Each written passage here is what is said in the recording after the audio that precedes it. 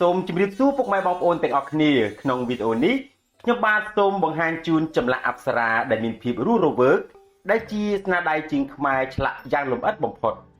ចម្លាក់អប្សរានេះជាប្រភេទចម្លាក់ក្បាច់ខ្មែរជាចម្លាក់ដែលឆ្លាក់ដោយដៃផ្ទាល់គឺមិនមានការចម្លងម៉ាស៊ីនឬធ្វើដោយម៉ាស៊ីនឡើយទោះបីមានការប្រើម៉ូទ័រជំនួយក៏ដោយតែជាការធ្វើដោយដៃសុទ្ធសាធជាការធ្វើពីមួយចំណុចទៅមួយចំណុចដែលកើតពីភាពប៉ិនប្រសប់ការកែច្នៃ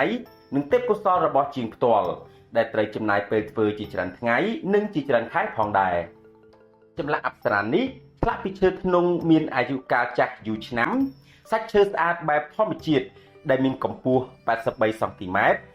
ទទឹង25សង់ទីម៉ែត្រនិងជម្រៅ16សង់ទីម៉ែត្រចម្លាក់អប្សរាបែបនេះ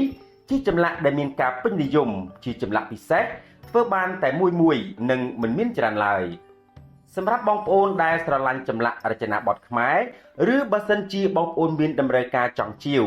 សូមឆាតចូល page ស្រអែមព្រះវិហារដោយផ្ទាល់ដើម្បីសាកសួរតម្លៃនិងព័ត៌មានលម្អិត